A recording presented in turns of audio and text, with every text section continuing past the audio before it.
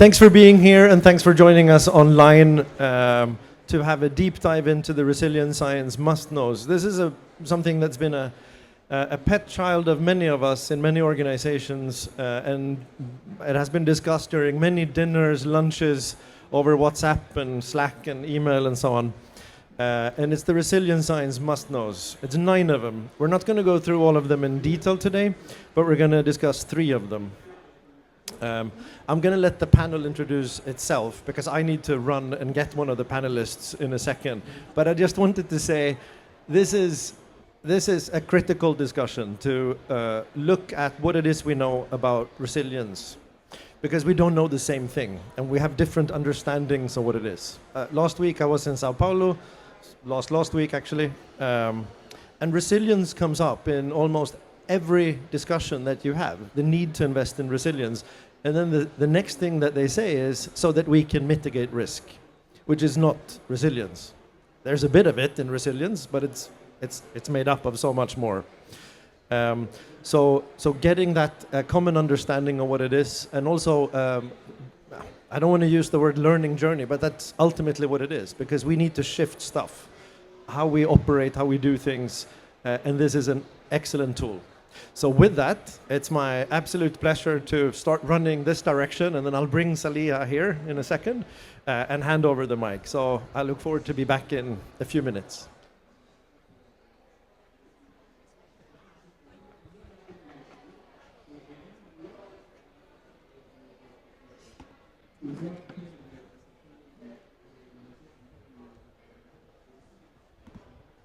Yes, so my name is Sibel, and I am the Knowledge Director at the Global Resilience Partnership. I'm also a researcher at Stockholm Resilience Center, and I have been, together with Albert, one of the authors of the Resilience Science Must-Knows. So I will just give you like a very brief introduction of what we have done.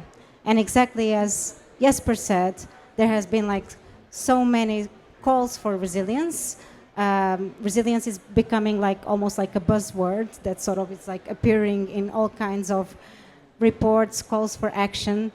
During the pandemic, there was really sort of like this peak point of like a lot of like policymakers recognizing that we need to invest differently on resilience. But in the end, despite all these calls, resilience sort of like, it's often considered to be a little bit difficult to understand or diffuse, or people don't know how to act on it. And so, since we work very transdisciplinary, both at the GRP and at the SRC, sort of like the call that we got also from the partners that we work with was really that, we know that there's a lot of knowledge available on resilience, a lot of scientific knowledge, but it's not synthesized or distilled in a way that I can actually understand or that is relevant for my work. So what we did is that we took up the challenge, and we had a collaboration between 3 institutions, the GRP, the SRC, and Future Earth. And we sort of did a process where we distilled decades of resilience science into 9 actionable insights that are supposed to provide a foundation for navigating risk and for driving equitable transformation. And how did we do this? I will just explain very briefly, but this was basically the process of sort of a global collaboration. It was developed through a global collaboration. The first thing that we did was that we sent out a survey to hundreds of scientists, and we made them one question. If you would have 4 minutes in an elevator with a decision maker, what would you tell him or her that is relevant from your work? And we got all those responses. We worked very closely with an editorial board of leading scholars across several areas of resilience that were sort of this includes climate resilience, food systems resilience, communities resilience, so a lot of these areas. And they sort of helped us curating and guiding the process all the way. We complemented that with a targeted literature review, but then we didn't want this to be prescriptive from science to practice or to policymakers, we tell you this is what you should do. So we actually wanted to engage in a 2-way dialogue with decision makers. So we engaged through 4 workshops with 162 decision makers from more than 130 organizations that gave us feedback, helped us refine the message, and the product was this product that is really sort of grounded in science but informed by practice. So this sort of like set of 9 resilience science must-knows. And we won't go through all the 9 today. I will just very shortly go to the 3 that we will sort of be discussing more in depth in the panel. And so this is must-know number 3, and it's about investing in resilience, saying that investing today really reduces costs tomorrow. And there's a main myth around this, and the myth is really that resilience investment is a luxury. It's a costly luxury for the future. But the reality is that resilience investment is a cost-saving strategy, and it really avoids losses, unlock growth, but also like strengthens society and strengthens sort of adaptive and transformative capacity, which we really need to face the challenges of today. So resilience can provide triple dividends. And it's also beyond recovery. You know, we know this. We know that every dollar that we spend in resilience actually sort of like we get much more back. And we also sort of support this adaptive and transformative capacity. And it's also beyond disaster preparedness only. So resilience has a more forward-looking approach that actually supports development and public health and social cohesion. So this means that short-term returns should not guide resilience funding decisions, despite this is what's often happening. So number 4, it's about resilience being a cycle of learning and innovation. The key message here, or the key myth, is that resilience is a fixed state or an end goal. So sort of like you do a resilience intervention and sort of you end up in a state that is fairly static but resilient. And why is this a myth? It can seem provocative, especially here when we're talking so much about goals, you know, the 1.5 goal, the global adaptation goal. But resilience is actually a continuous process. It's a cycle of, you know, you try something, you monitor, you reassess, you learn with it, and then you innovate. So it's a constant cycle of learning and innovation that alternates between phases when things like sudden crises change really fast, and other phases where there's more stability or more like sort of like slow change, but change is always present. So the key thing here is, what does innovation mean? It doesn't mean just technical innovation, it means social innovation also. And it does not mean to disregard the past. So actually true innovation, truly innovation resilience approaches, innovative resilience approaches are those that can weave traditional knowledge with new knowledge. So sort of like bringing together the old and the new. It also means that stable systems, despite we do like to talk about stability, but stable systems actually can take us to rigidity traps. So we should never sort of have this idea that is to resist change or to avoid change. Change is unavoidable. It's just a constant part of our everyday lives and challenges. It also means that resilience leadership is not about just having command and control during a crisis, for instance. It's much more about being able to anticipate, you know, again, to combine like old and new sources of knowledge and to use like foresight tools to identify when do we need to actually stabilize or when our solutions are not fit anymore and we need to fundamentally transform. And finally, resilience science must know number 9 says that address power and imbalances to foster equitable resilience. The main myth here is that resilience interventions benefit everyone equally, okay? Or that everyone has the same baseline for, you know, being able or not to be resilient. But in reality, we have strong social inequalities that really shape who can access resources, and can have that coping capacity of recovering from shocks, but also like capacity to adapt or to transform or to influence decisions. So resilience must really be intentionally equitable.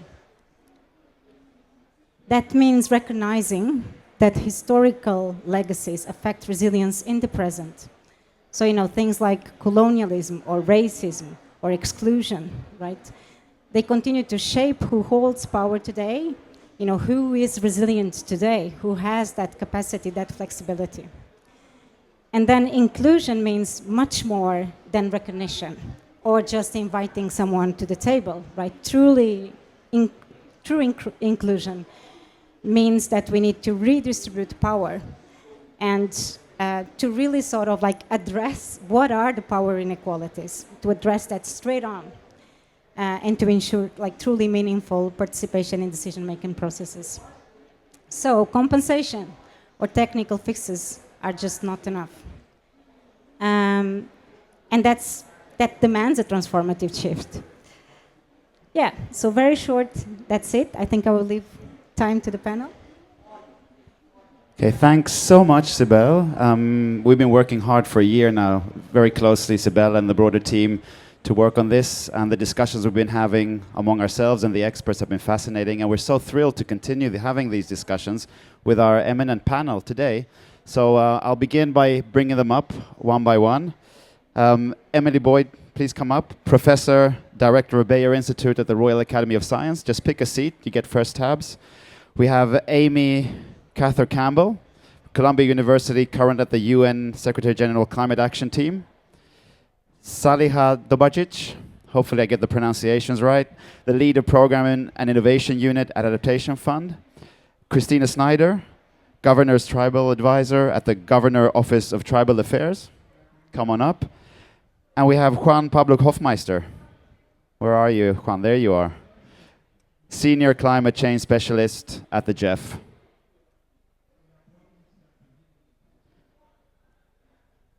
Okay, get settled down. Hopefully we have the fans helping us. It's pretty hot and humid today. Thanks for joining us, all of you today. My first question is to Saliha and Christina. So this COP is meant to be the COP of implementation, yet we all see that we're very far from attaining that level of implementation that we're hoping, especially when it comes to resilience and adaptation.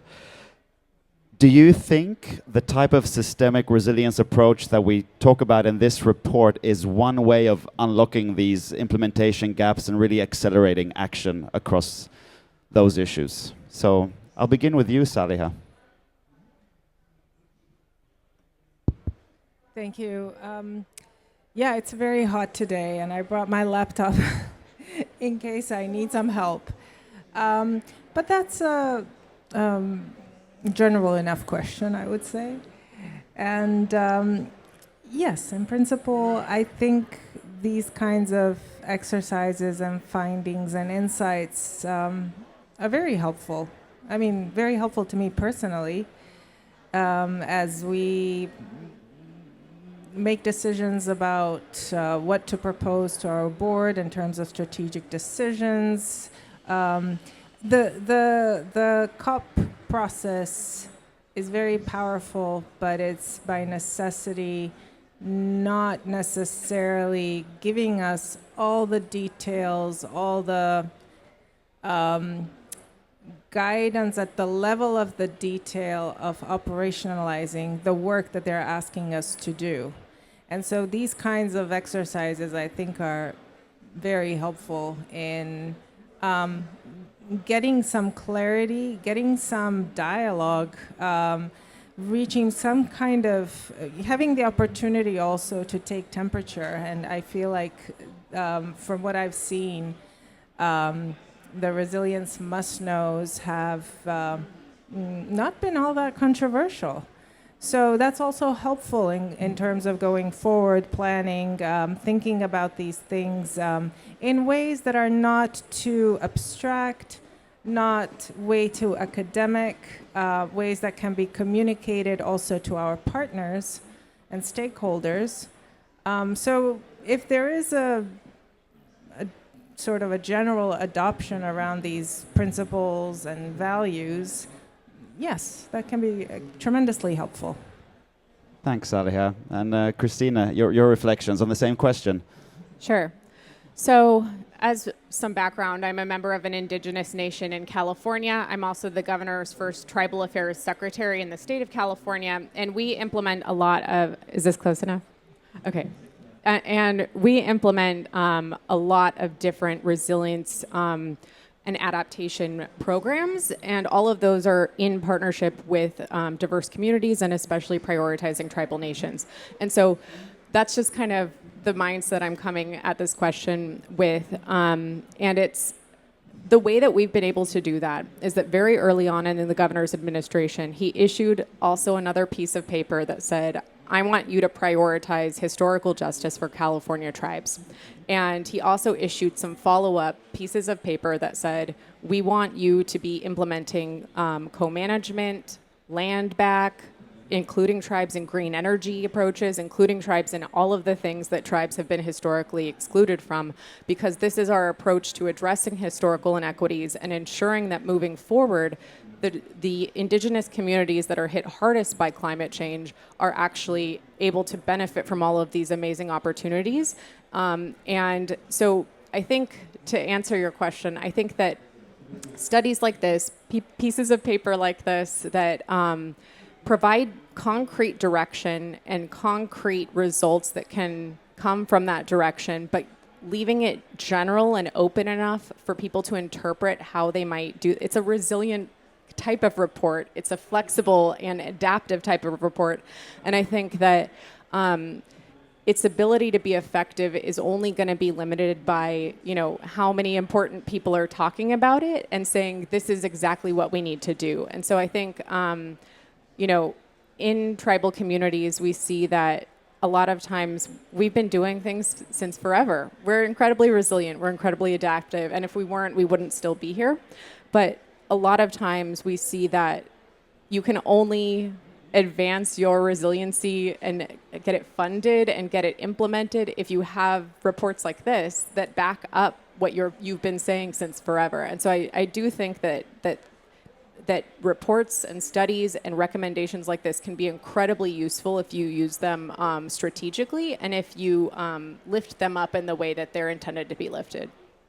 Okay, thanks. That's two very interesting reflections, both pointing to the need for these types of reports to act as some kind of scaffolding for processes like the COP process, but also that some of the strength is in their accessibility and being open. But I think, Christina, you also point to the importance of also acknowledging and incorporating other types of knowledge than only scientific knowledge in pushing forward the frontiers of resilience, indigenous knowledge, local knowledge, and so forth, right?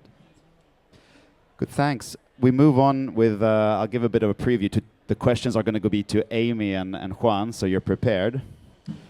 The science that Sibel presented that is in this report, one of the must-knows points that in order to show that resilience pays off, we need to redefine the way we value things, right? We need to just have more diverse ways of showing value. That's a fundamental shift compared to what we do in the status quo or the business as usual way of economic valuation today, right? So how do we, for the two of you, how do we make the shift meaningful to governments and business that don't always follow this type of valuation, in the mainstream at least? And I want you to be a bit concrete if possible. I mean, what kind of reforms, what kind of mechanisms, where do we start, and any examples that you may have to answer that. And I'll begin with you, Amy. Thank you. Yeah, hopefully this is close enough to my mouth. So we've had a flurry of reports, as we do every year, around the triple dividend of resilience. The systemic report made it clear that kind of the ratio is 1 to 15. So we know, and it's crystal clear, and we've known in the development and climate space for kind of 10, 15 years that investing more now yields dividends in future. But that ROI concept isn't actually helping ministries, and we've seen that. And there's a big difference between disaster risk finance mechanisms and the uptake in ministries. And I was part of a team at Columbia University that developed the Climate Finance Vulnerability Index. And one of the main USPs of that index is kind of investing now in grant-based concessional finance to make ministries best prepared for disasters. So in fiscal terms, we have kind of reduced contingent liabilities and lower volatility in public spending and stronger buffers. And if we take kind of Hurricane Melissa, which is a really strong example, imagine you're in the Jamaican Ministry of Finance and you've got a catastrophe bond in place. You know the morning after landfall that you will have the full 150 million ready to pay out. And that's very powerful. And that payout means you have immediate liquidity. And it's a very strong example of kind of the minimum baseline that we need in a ministry to be prepared for disasters. And this kind of changes your risk calculus because it means you have a stabilized cash flow, you can keep paying nurses, teachers, maintain public services, and you can start recovery without having to reallocate resources from other ministries. And I think that's vital. And kind of on very concrete mechanisms and reforms, like the report is very helpful in showing us, ministries of finance need risk-layered DRF strategies to match instruments to the size and frequency of shocks. And that's what the report is really helpful in showing us. Budget contingencies and social protection for small events, because we're now in an age of climate disaster where we have really high frequency and high magnitude events all the time. And so fiscal capacity is completely wiped out consistently. So contingent credit insurance for medium events, catastrophe bonds, donor grants for most extreme events, and then vulnerability-based allocation of concessional finance. And I think that pre-arranged finance is the kind of quickest win to get there. Thanks, Amy. I mean, you speak about the one thing that I said, the need to redefine how we value things, but you also lifted up the kind of the other argument we make there is that we need different ways to capture risk as well, because we're just moving into a completely new, different risk landscape. So it's about redefining value, but also redefining risk at different scales. Yeah. Juan, any thoughts on the same question? Yes. Well, first of all, thank you very much for the invitation and also for the excellent work. Currently at the JEF, we are drafting our current programming directions for the next 4 years for our adaptation work, and we actually went back to sort of cross-check how aligned we were with the messages, and we were in some and we're fine-tuning on the others, so thank you. Look, to your question, I mean, we have a system that is systematically set up to completely undervalue the nature. By definition, we sort of have always placed the emphasis on the creating, but never on the value on the protecting or the restoring. So 100% in agreement there. Now, what do? And sort of try to be concrete. We need to start off by completely redefining the narrative in terms of how we define value. And I think that Amy had just made some very clear points around that. We need to quantify and understand much better how we quantified avoiding losses from disruptions and how we gained from that, how we stimulate reducing risk, and how also we quantified other social environmental benefits. We need to also do a true accounting of how we discount nature in the balance sheet, because that's just something that has never been on the balance sheet, and we need, these are some very concrete, very simple things, but they just have not been done systematically. Now, in terms of specific reforms, well, I mean, as I just said, some of the work on accounting needs to sort of do substantial leap forward in how we value nature as an asset, and of course not sort of go down in myopic, sort of only put in a dollar value, but to really unpack really sort of how the different benefits of every single one of those ecosystem services gets factored in. We also need to start integrating risk in credit ratings. We need to start integrating risk in how we issue bonds, in how we sort of factor loans in ways that we just haven't been doing, aside for the usual sort of project risk that of course has been done forever, but never from that perspective of climate, never from that perspective of planetary boundaries. And we also need to also rethink at this point debt. We need to start rethinking how we have structured debt for decades, not to consider sort of how any of these biases that are in the system have been factor or not factor in. So it's a lot of sort of going back to the drawing board, but there are some very concrete things that we need to do. from the point of view, some concrete things that we like to think we're trying to do as the Global Environment Facility is, first of all, promoting the integration of different benefits. We have this concept that we call family of funds, where you're able to sort of pick from being able to draw on your priorities, say, for example, addressing land degradation, combine them also with your priorities on addressing, for example, your climate priorities, rather than just a myopic kind of, it's only about climate, it's only about the environment, only about biodiversity, and try to integrate them all. And ultimately, we also need to start fostering innovation around these messages. Because at the end of the day, if we were to just continue to do the projects that we have always done, that's not going to really take us very far.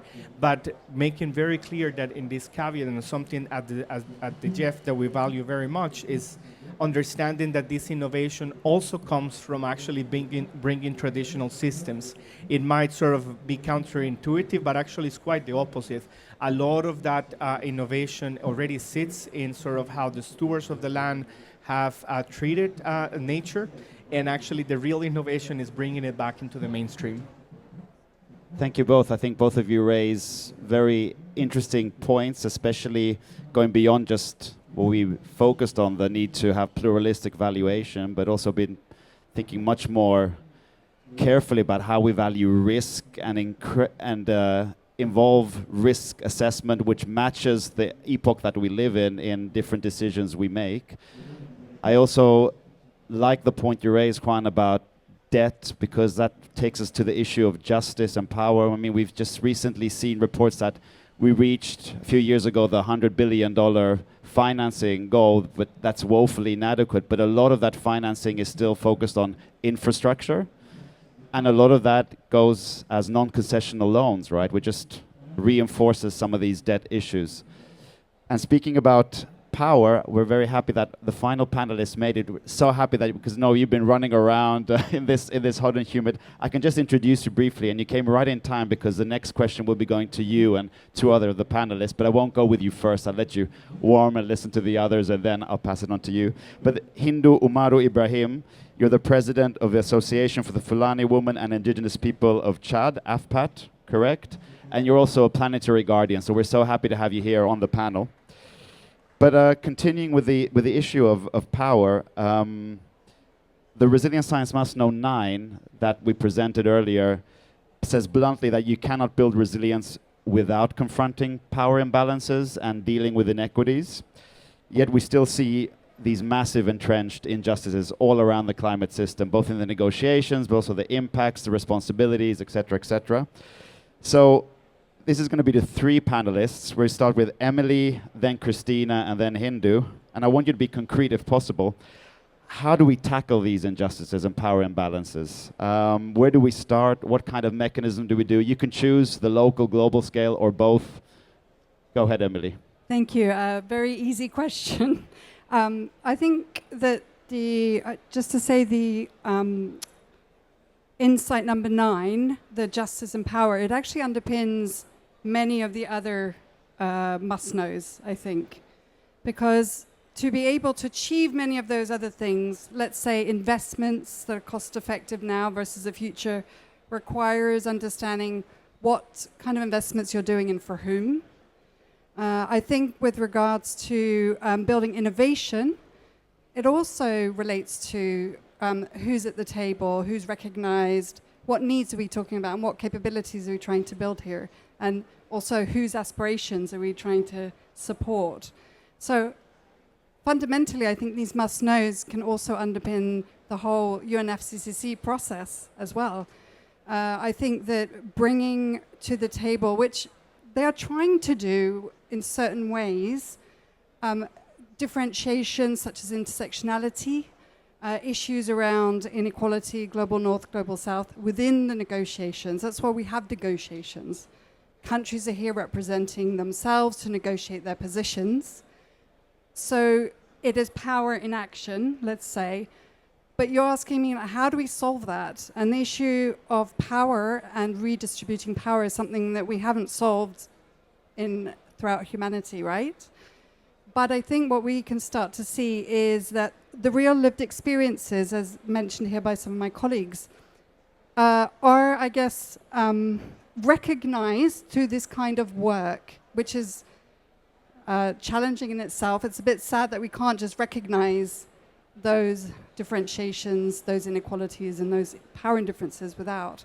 But let's say we are where we are, and concretely going forward, I think that this kind of work really shows that there can be concretely collaboration between scientists, for example, and other communities using these kinds of insights very practically in how we move forward in terms of redistributing power through process, stakeholder engagement, for example, but also in terms of just having this on paper, as was said, is quite powerful in itself. Thanks, Emily. I'll pass it over to Christina on the same question. That's a good question, and I think that I agree with everything that was just said, but I also think it's about people who have power, realizing what that power is and utilizing it for the benefit of people who don't have power. And so kind of like I was alluding to before, this is just another example based on our experience in California. When the governor says something, people pay attention. And so he could choose not to do that. He could choose to create positions. He could say, good luck, figure it out. But when people have that kind of political capital and that kind of attention, it's a choice for them to use that for the benefit of people who are voiceless. And so there, I think, is a transition period where you have to recognize that these power balances are in throughout society, and they're not things that you can just say don't exist. It's, privilege is something that is a thing, and people benefit from it based on what our society looks like. And so understanding what that looks like, understanding how you can wield it in a way that will lift up voices and make people pay attention to them, I think is super important. One example that we heard, we were just in the Amazon basin, was there was a group that has been working with the first ever indigenous knowledge practitioners, and they're working side by side to co-manage this one area that's preserved in the Amazon forest. And the indigenous researchers were kind of stepping back and didn't quite know how to engage. And the minute they got them matching shirts with the researchers from the university that said indigenous researcher, they stepped up, they acted just like the others. And so it's recognizing too that there are indicators that we don't even realize are creating power imbalances. Like, do I belong here? Am I allowed to speak up? And so I think it's about people really understanding that from like an anthropological perspective and undoing it in a way that is inclusive and invites people to express their agency and voice in a way that it'll be taken seriously. No, thanks a lot. Hindu. No, it's not working. Okay, it's working now. Yeah. Hi everyone. Sorry being late with you. I was organizing a ministerial event in African Pavilion, and exactly on maybe what you are talking about, finance for indigenous peoples for adaptation and resilience. So thank you so much for the water. Like you read in my mind, I have to say it. Coming back to your questions, injustice. This is what climate change is doing. As an indigenous woman, this is what is happening. And as African, this is what is happening. As women, this is what is happening. We are seeing this power imbalance. This is injustice in every single life of us. Otherwise, we cannot talk about the politics pay, but we continuously doing that. We come back to the NDCs, we say even the small countries are doing their part. And we still here in this COP, big countries do not present their NDCs. Even smaller did their part. So this is the power in balance that they are playing on it. As they are powerful, they don't care. They can emit. If it's hot, they can make their AC. If it is cold, they can have their heater. They don't care about our community who do not have even access to the electricity, access to the clean water to drink. We are in 21st centuries. I'm coming from the people who is still drinking from the river water, from the well. When I go back home, not like my privilege today, I'm drinking the water here, but I'm going to drink the same water from my people because I'm not like beyond them. If this water is going to kill them, I cannot save my only self. So this is the power imbalance and the injustice that we are seeing. And the other injustice we are seeing is in the participation, as you said. I attended the summit, the 2 days, 6 and 7. So the invitation came 1 week after because we fight it for it before to get. And when we come there, in the agenda, if you look at the agenda, there was 2 speakers for the civil society at the opening. We ended up in the room. There is no seat even for the observer inside the room. So you cannot get their access. You are just in the venue. And on the opening, when they call the observer, they call the formal COP presidency of Paris, Laurent Fabius, to speak on behalf of the civil society. This is the imbalance. This is the injustice within the negotiation. And right now, I'm talking, maybe you see me, I'm mad about that. I have my indigenous brothers and sisters outside.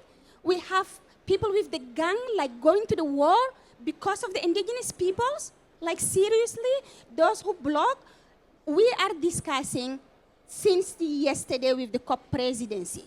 So those peoples are blocked because they don't want them to get in. They have right. They say the COP is in our land here in Belém, and we just wanted to come inside because you are mining in our land, in our territories, and you don't want us to speak there. They have their hand and baton. And now, for the first time, we have military outside. Yesterday, I saw them, I cried because it's trauma for our people. This is the injustice. How we are going to get the people to listen from us if they are treating us like that? But we are not the problem, we are the solution. We are protecting the land, the water, the biodiversity. Everyone is saying that. We are the solution. So the time that the mindset of the peoples do not understand that, it's not only those who went to school and who are privileged have the money who have to fix the climate. It's those who are on the ground, who are living on the climate that can fix it. We cannot pass through this injustice. And we need the injustice in the mindset. We need the injustice in the policies. Negotiation right now, I don't know if you are following, I do with my group, on the just transitions is blocked. In adaptation, is the same. So some of them mention the name, yes, we want to have indigenous peoples, but they are sending it to the ministers. So we need in the policy to change, understand who are acting. It's not time of negotiation, it's time for action. Let me finish by that. The final injustice is on the finance. When we talk about the finance, so we talk about billions. But those billions are ending where? Not in the implementation. We wanted to have this money go to the communities who are implementing on the ground. But they give us how much? 5,000 for a community, 10,000 for a community. Those who do bigger, they say 100,000 for 3 years for the community. Come on, 5,000 is less than 1 month's salary for someone. 100,000 is maybe 1 year's salary for an individual working. They're kidding us. They're giving for the entire community for some years. So this is the injustice and imbalance that we have to keep. If we manage the forest, we manage the glaciers, we manage the mangrove, everything, we can manage the billion. So the power at this connection and this injustice have to be rebuilt in a great trust with us in the table. Hindu, that's an extremely powerful answer. Thank you for sharing that with us and your honesty as well. It also leads us in to the final question. I wish I could have all of you for another 2 hours on this panel and ask a lot of questions.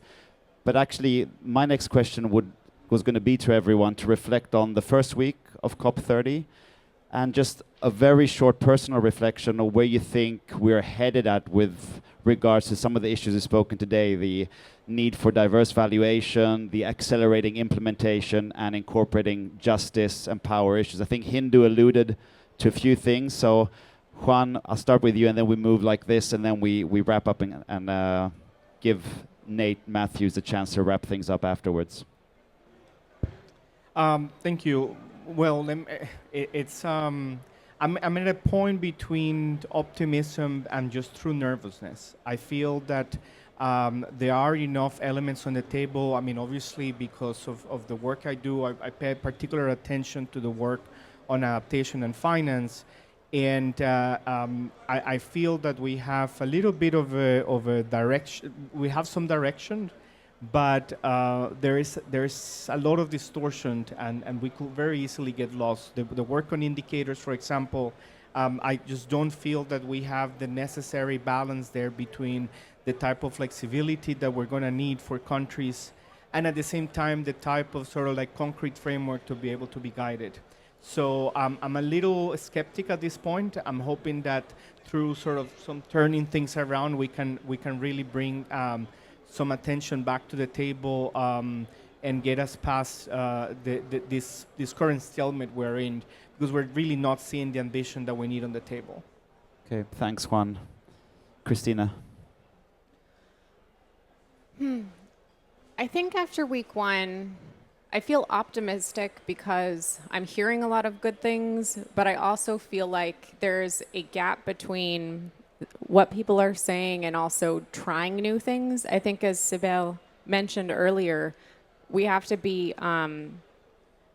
because all of this is something that no one has ever seen in many lifetimes, we're in a space of throwing things at the wall and seeing what sticks. And if it doesn't work, we try again and we iterate and we try something different. And I think the action part is just doing that. It's not about going, how do we get it completely perfect? It's about just trying and trying and trying, and eventually something will stick. So that's, I think, kind of what I'm going to take away from the COP at this point. Thanks, Christina. Saliha, your reflections. I wish I had a good answer. You know, I've been to COPs now for years, and it's always very frustrating that things are moving so slowly. You have science on one side saying things clearly enough. There's enough data. Yes, we say we need more data, but there's enough data to take certain actions. And so when you see power plays between countries, regions, negotiations that are kind of, they seem to be oblivious to the fact that we're one planet and that the time to act was actually some time ago. That can be dispiriting. On the other hand, I really liked what you said, Christina, about agency, and those of us who have power, no matter how little, can make choices to empower others, can make choices to be constructive and to do the best we can, basically. So I'm always, from this COP, but always, that's what I get away from, get from it, get out of it. And I try to be effective in my little domain, and hopefully that moves the needle at least a little bit. And I think that's how everyone is thinking, in fact. The good thing about being at the COP is that we're so many kindred spirits who are really dedicated to this work of protecting our communities. And when we think of our communities, I don't think we're being very exclusive. I think most of us are global citizens and understand the interconnectedness of things and beings. So in a way, this is a safe space, which can make it a little extra frustrating that things aren't moving as fast as possible. But let's all do the best we can. Thanks, Saliha. Amy. Yeah, I'll be very brief. So in my previous job, I was a climate negotiator for the UK, so I believe in the COP, and the Paris Agreement worked, and I get quite frustrated when people say that kind of COP is pointless. And right now in meeting room 1, all the adaptation negotiators are trying to get the global goal and adaptation indicators to a point of consensus to hand to their ministers. And so right now we're in a point where we're moving from the technical to 8 different options to something that they can put in front of their ministers and get consensus on, and we need that to work. And what the report is very good at articulating is cascading non-linear risk. And we need to get that reflected in the COP text, and I think that that's best reflected in the GGA. And so I think we need to focus on getting some kind of baseline consensus, acknowledging where we are with the indicators, and I think the GGA process is actually a very powerful example of scientific expertise, diplomatic expertise, coming together via several different technical groups to end up in text that will hopefully become part of a global multilateral agreement. And very, very briefly, I was just speaking to my professor this morning about Cyclone Idai, which hit Mozambique in 2019, and it wiped out 20% of their GDP in one cyclone. And so I think that this report and the kind of swathe of other reports about disasters and resilience, we need to plug it into the COP process. Because once we start understanding that climate risk is non-linear, it's escalating, it's chaotic, we need to get that from the technical text to the ministers so that we can actually develop policy that works. So I think that we can get to a consensus this COP. Thanks, Amy. Emily, we finish with you. Okay, thank you. So I guess my expectations is there will be some kind of Belém Accords out of this. I think we all as citizens and in the work we do, we have high expectations that there will be an outcome of this. Because this is, people are here representing us from our governments and nations to negotiate on behalf of the people. So the expectation is then that there will be something very concrete coming out of it. We should have that expectation at a minimum. Then I think that, as many have said already, these COP processes seem to generate some kind of level of disillusionment, not least among panelists, but also people out there, people at home who are watching this from afar. And I think it's really critical to overcome that disillusionment, just to precisely live up to those expectations of all of us. We know that we are fast or have gone over 1.5 degrees now. There are some people that are pushing back to that being mentioned at all, but we have to mention it. We set these goals for a reason. It's based on science. It's based on many, many hours and years of negotiations to really commit. So I think we need to stick to that, hold these guys accountable, and I have optimism in that process, in the democratic dimension here. Then there's everything going on the outside of the negotiations. And I see a massive shift over many years of following this, where civil society is very strong. It's very represented here, not least with the protests outside, but also within. There's an enormous capability, enormous resilience. And I think it is evidence of possibilities. But going back to number 9, power redistribution is still absolutely critical. And as we've heard from everybody, that redistributing that power is recognizing it to start with, and start to working with it, and start to shifting it. So ultimately, yeah, optimism, but with agency and belief in the people here that we can move forward. I think I will take it from you. So urgency, this is one of the most important, as you said, and we need to keep 1.5. So one of the optimistic one that I have from my side is for the first time we have science planetary boundary pavilion here in this COP for the first time. And we have our scientists from indigenous peoples, but also from the Western science. Johan, we have Carlos from Amazon and others who are here. And we say, we are going to bring the negotiators to come listen from the science. What is the urgency of keeping 1.5? So this is one of the hope that I have, and let us see when the ministers come, they're going to take the negotiation over. So with the evidence and with the peoples here in this land, so hopefully that we can come up with something positive. We cannot get 100% of what we want, but we have to move one step forward. As the GGA that you said, Amy, if I do not forget Amy, yeah, so this is one of the things. GGA is the indicators where we can have the indigenous people's knowledge into the Article 7.5, but also we can have the science knowledge on the technology that can come together. So this is where the hope is for the second week. Thank you. Thank you so much, Hindu. And before we move on to the next phase of this and wrapping up the session, I just want everyone to give a round of applause for the panel. You guys can stay here. Don't move.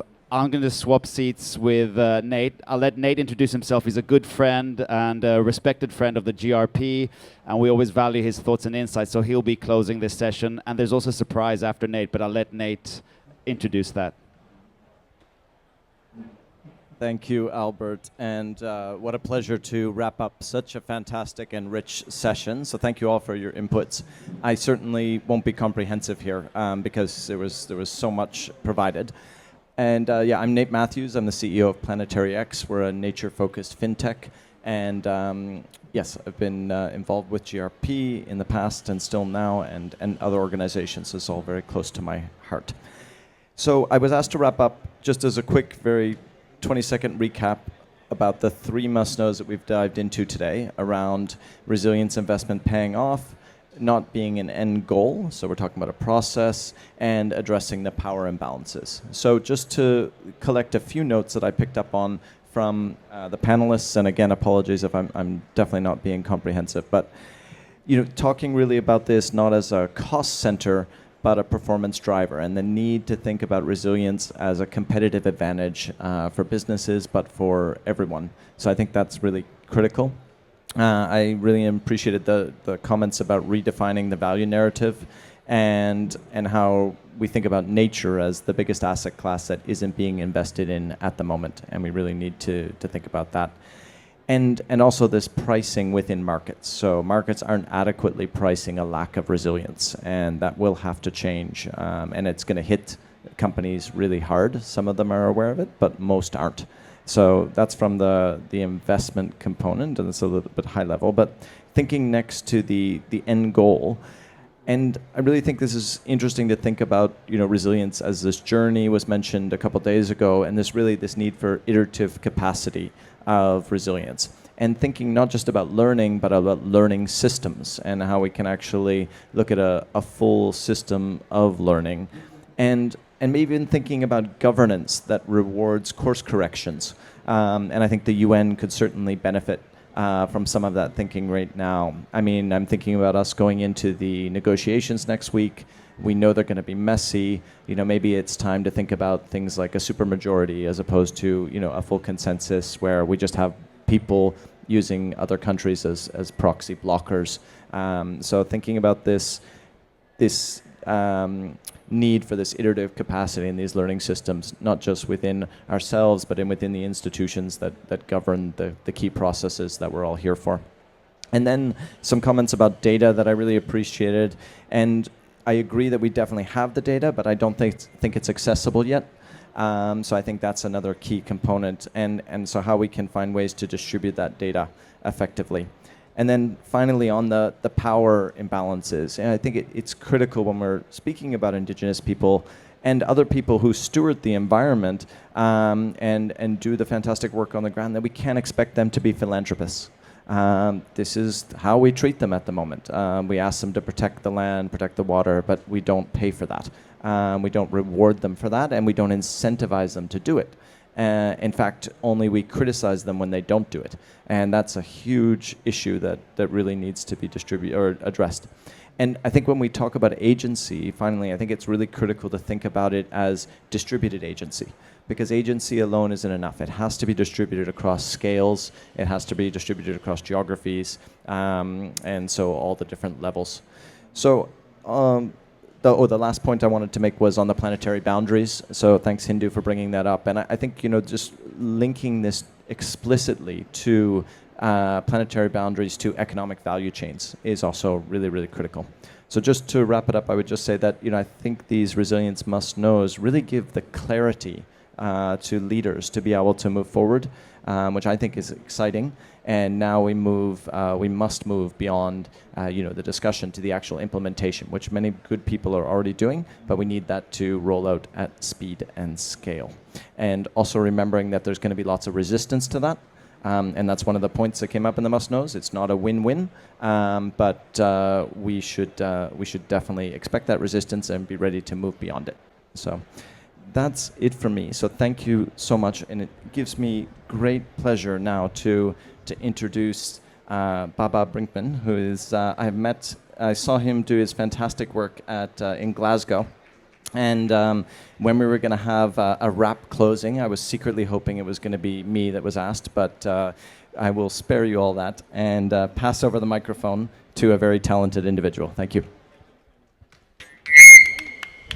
Thank you, Nathaniel, for the wrap up before the wrap up. How you guys doing? Did you enjoy the panel? Please, if you have a phone, you can record this bit. You might want to take some little clips of it. Everybody is welcome to. So what I do at COP is a little unique. I write a rap song to summarize a panel. So I've been in the corner composing lyrics. Each of the speakers, I have quotes, and I understand what you're speaking on, and I'm going to recap it for our streaming audience worldwide and the people from COP that are here. please feel free to share what the result is, and please do share it with me because I would love to get a copy. I do not have a video team following me at COP. So this is the Science Resilience Must-Knows anthem, which never existed before and which I will never perform again. All right, drop the beat. Yeah. Feel free to nod along with it. This is a hip-hop show after all, right? There we go. Throw your fans in the air. Throw your fans in the air. If you don't have fans, throw your hands in the air. They're all holding cameras, say they don't care. So I think I'll just take a look and do this rap. All right.